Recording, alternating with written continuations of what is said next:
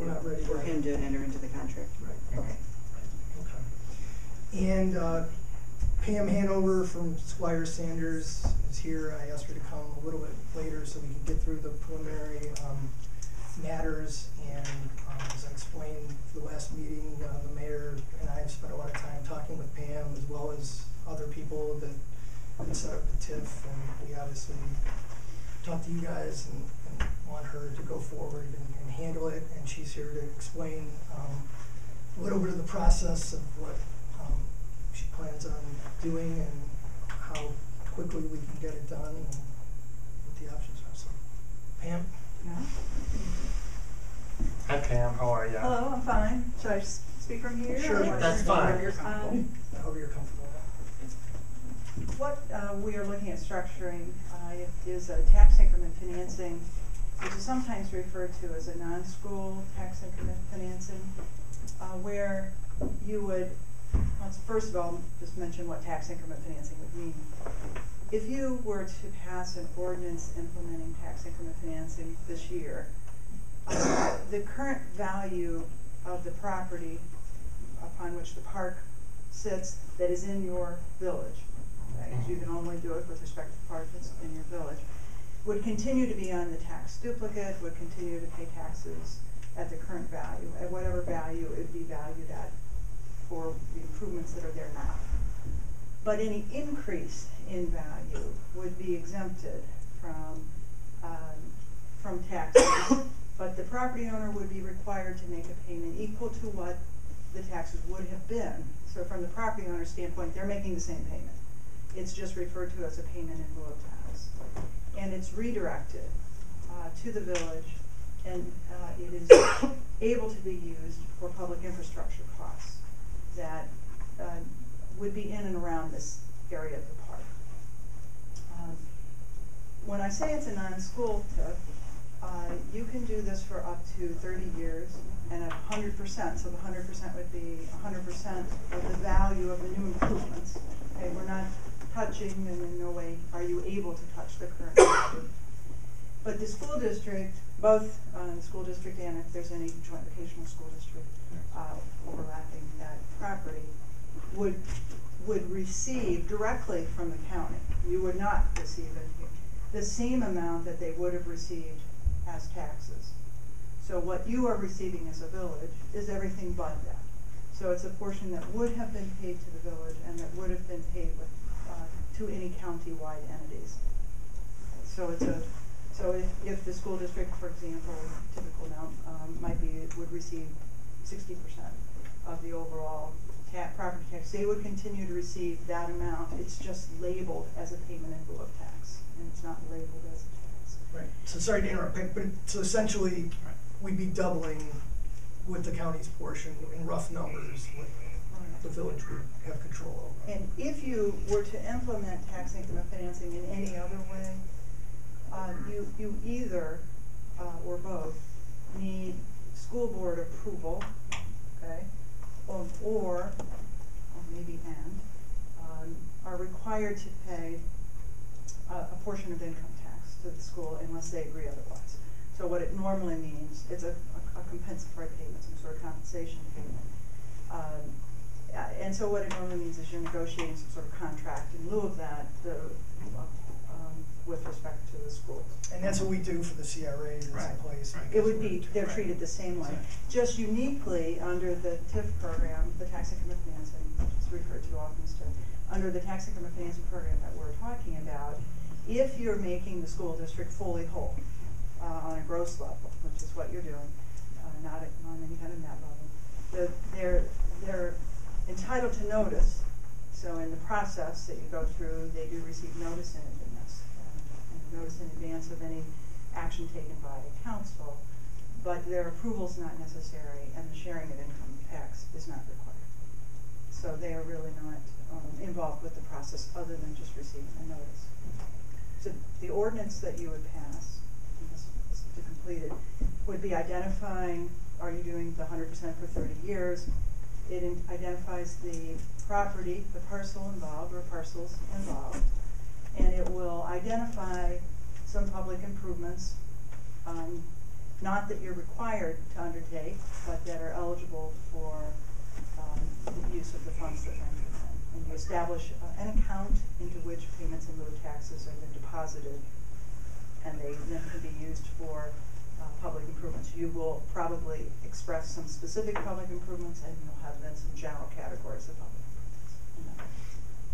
So that's really pretty much the whole story, but I'm okay. you know, if you have Can any you questions. provide us with worksheets, workups of what the anticipated revenue generation would be for us if we do it that way? The other is, right. I used to be a county commissioner, so I've done a lot of these. Okay. And Nordonia Hills has a tradition of never opposing a TIF. And so I'd like to have a worksheet put up together for us if we were to take the school's money. Mm-hmm. And with the typical boilerplate dollars in lieu of, what that picture would look like, because it's a significant difference. Mm-hmm. We've done a lot of them in Macedonia, Twinsburg Township, Twinsburg. I mean, there's a lot of history in northern Summit County of TIFs and what the schools have gotten and what the schools have given up. Nordonia Hills' position always has been, for more than 20 years, they know that eventually they're going to get their money. Sure. That their positions always have been, we'll take what we're getting now, give up in the TIF, because eventually it will go away and we'll, you know, and they're not losing any money, they're just not getting additional monies for a while. And just to add a little bit to that, I think as you just look at the facts here compared to what facts might exist in other instances, and I'm only saying this because I spent a lot of my world working on tax income and financing. Somewhat of the difference here is that this project, oftentimes, tax income and financing is used for two reasons. It's used because it's being used to induce a project forward that otherwise would not go forward. That would be the primary use, and one would suggest the purpose of it. The second use sometimes is a vehicle to pay for public infrastructure that is caused as a result of projects that are going forward. So it's driven more by the public body and not so much by the developer, but something where you're concerned as a result of a project that's going forward that additional public improvements are necessary. And the story that is normally taken to the school in connection with any compensation agreements is, you know, here's the amount of money that we need for these public improvements, or here's the amount of money that we need to induce the private project. A developer might be around the table with you, and you're then trying to figure out what might be left that then is shared with the school, whether it be some of the payments in lieu of taxes that come in, or some of the income taxes that are likely to come from the project. You have a unique situation. So. Plus, right, and that's and that's the situation where as Pam talked about, this thing's not going to get built unless everyone compromises and gives up some of the taxes to allow it to get built. This thing is getting built, you know, no matter whether we institute the TIF or not. So there's a different, I think, expectation on the part of the schools that, you know, we would be essentially taking money that they would be expecting to get. And obviously there might be some political ramifications down the road if there's levies. You know, the finger might get pointed to us that, well, Northfield wouldn't have taken our money, we wouldn't have to put this levy on the ballot. And but again, state law was changed in Twinsburg, for Twinsburg, when Twinsburg had taken so much money that they had to change state law, which they did, so that Twinsburg was allowed to give the city of schools $12 million in cash, which they did. Before that, there was no provision in Ohio law. So my point is, if we did take monies from the schools, we always could give them money back later if we didn't have the need for it. Once you start with, we're not going to take any of your money, if you start with that position, there's no going back. And until we see the dollars both ways, I can't tell you if that's the way I want to go. I understand that the schools are the political part of that, but this is not a wealthy town. This is a town that has completely not been able to afford many things, many of it infrastructure-wise, because we just don't have the money. We're now driving on 48-year-old streets that developers put in because this town has never had the money. And a big portion of this would be money would go to the schools. Granted, you're not gonna rebuild back streets, but unless we know what dollars we're talking about, I don't think it's an informed decision to make a decision to go forward and give up the money to the schools until you can provide us that. Well, and let me say, in all honesty, we could do a rough Right. cut of I know, some sort of numbers. it's It's not, normally if numbers are being looked at, frankly, there's somebody else that would be brought on, Right. a financial advisor of some sort, or a consultant that's brought in, but, you know, we know what goes into some, well, these projections. You can look at a projection of, if you were to exempt 100% for 30 years, and if the school district received the full portion that they otherwise would have received, and you receive the remainder, if you do an estimate of what the increased value would be, all again, you know, rough numbers. On comparing that though, there really is no comparison, because at that point, it's whatever you and the school district would agree to. Right. So, you know, are you doing 10 years for 75%, or 15 years for 100%? Are you sharing income tax? Are you agreeing to make a lump sum payment? I mean, the whole world is open as to what other types of arrangements are entered into. However, if we give the schools all their money that they're entitled to, and we don't negotiate, are we gonna get, as a village, 2 million, 5 million, Oh, sure. 20 And million? it's important to see that. 50 million? Understand. You know, because that number means a lot, Right. and if we don't know what the school's component is, I mean, we can't make it a financial decision if we don't have the numbers. No, and that number, I think, with some projections, like what if Right. the increase in value, but now we're only looking at property taxes. And some of the improvements they're putting in are not going to be real property related, and I don't think probably anybody really knows the proportion, but you could do, well, what if it were 100 million? What if it were 120 million? I mean, you could do some projections like that. Right, I think, I mean, the rough projections, without analyzing it in too much detail, was we're looking at maybe an additional 400,000 in property taxes a year, maybe up to 500,000, depending on how it gets valued. So essentially, if the TIF is set up exempting the schools, we would get the county's portion, and that would be, you know, approximately in the neighborhood of double that amount. If the schools are getting, you know, 60% of the, you know, total tax monies right now, so it's a percentage of that we'd be talking about. But again, you know, it's subject to negotiation. We would have to give up part of the employment taxes, so you've got to figure out a projection on what the employment taxes, you know, which, I mean, is it up to 50% maybe of the employment taxes? Yes, but you can deduct some costs you incur for infrastructure from them. So it's somewhere between 32.5% and 50%, depending on the situation. And it's just on new employees. Because they're the only entity in our town that doesn't pay the 2%. There are employees there that have a special side contract where they do not pay the 2%, and we need to straighten that out. How do you tell everybody in town that you have to pay 2% income tax, but certain people to track are exempt because of a long-standing side contract we have? I mean, that needs to be straightened out. And you'd want to find out if that contract applies to what's happening now. I don't believe there's any contract. Maybe understand. Okay. It may or not, I mean, it's DMR what they. wrote a contract where the forced people are not paying the 2% income tax. They're paying The whole, that's on the purse. The purse is the winnings, right? There's a Right. reduced rate that they're paying.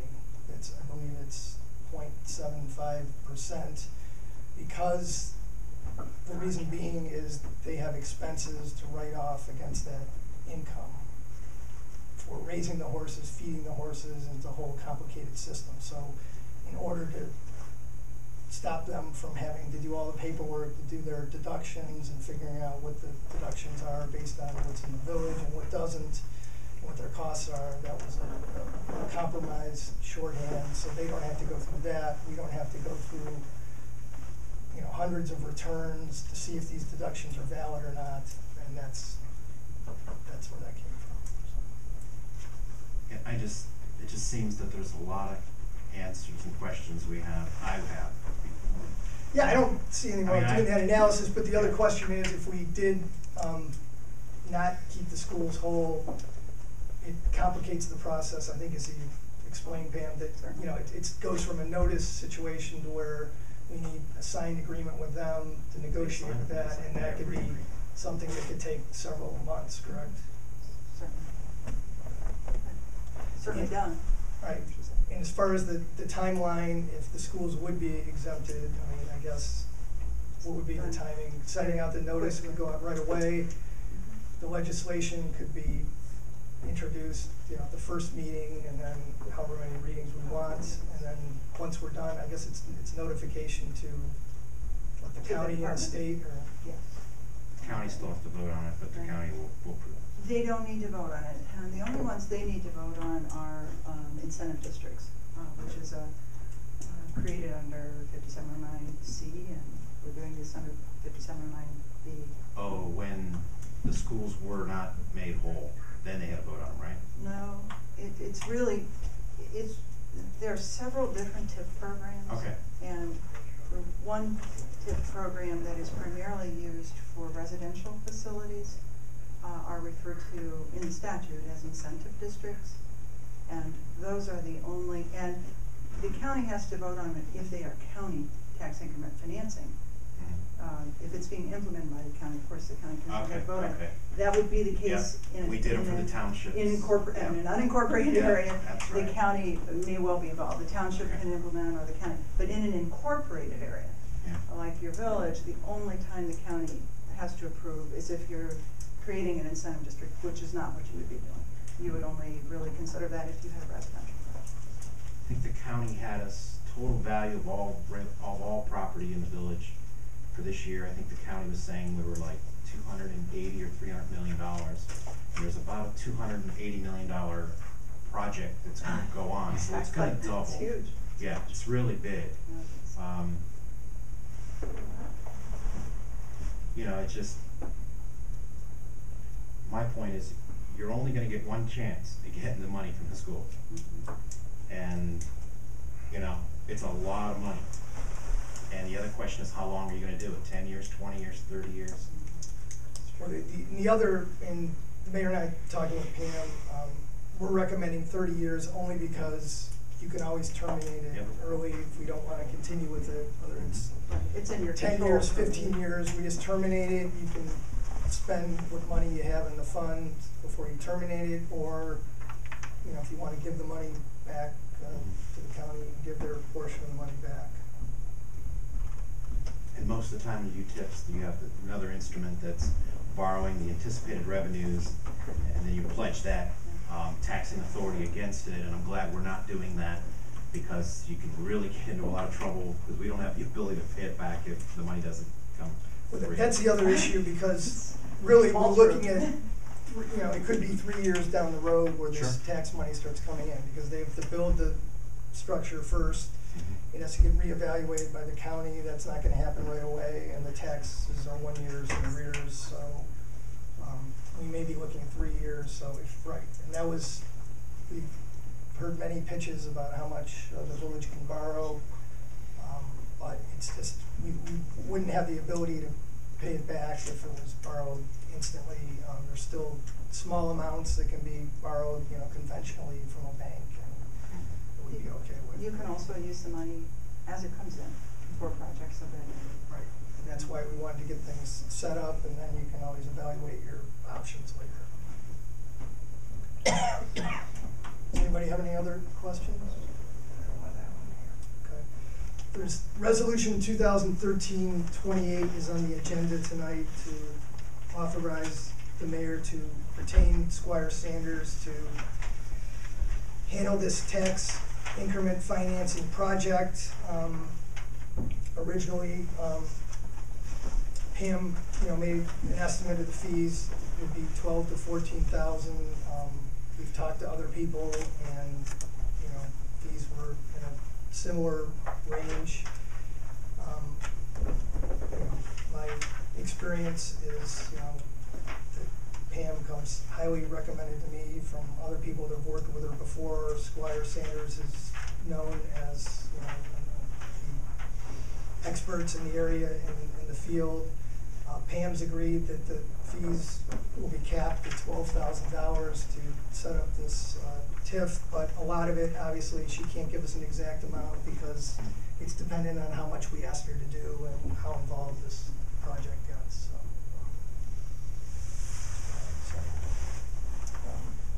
I've also done a lot of talking to people, and clearly Pam is the specialist in Northeast Ohio in this, and she has a tremendous background in this. And unless you're going to go to Peck Schaefer or some other big firms in Cincinnati, Columbus, this is really where we should be, because you're getting not only Pam, but you're also getting the financial background and experience of Squire Sanders, one of the top law firms in the country.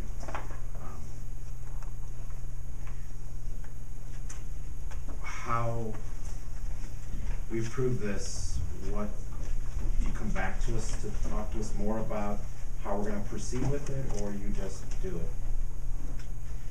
So I guess whatever direction we I mean, you dealing with the schools. I mean, are we going to approve this and then we're not going to hear about it anymore, and you guys are just going to decide, and we're not going to be involved as council, or is that something that we're going to, you know, because I've seen it done both ways, so that's why I'm asking. Well, it's up to council. I mean, it's, you know, the mayor and I are recommending that we do 30 years, 100%, and, you know, exempt the schools if we, you know, want to, you know, obviously we're not going to go forward if council's not comfortable with that. If everyone wants to see the projections, and again, they're going to be rough estimated projections. They're not going to be exact because we really do not know what the increase in the property value is going to be evaluated at.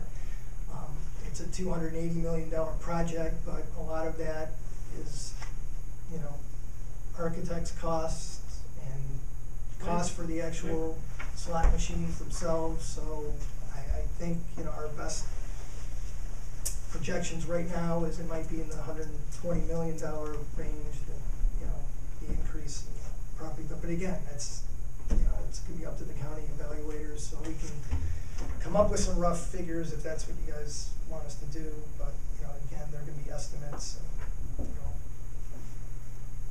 take a little time and money to do that. So I guess what's council's pleasure? Do you want to leave it up to the mayor? Do you guys want to decide? Well, I think you have a handle on how much you estimate. I mean, I think it would be a futile effort to try to throw numbers at it because we really don't know. So I don't think we want to do that. I would leave it up to the mayor to decide that. I'm fine with the 30. And I think there's not a question that, you know, we could probably negotiate something from the schools and get some of that extra money with giving up employment, some of the employment taxes, so some of it's, you know, a wash back. I think we'd still be somewhat ahead, but you just gotta look at, you know, politically whether that's a decision you wanna make and are comfortable with.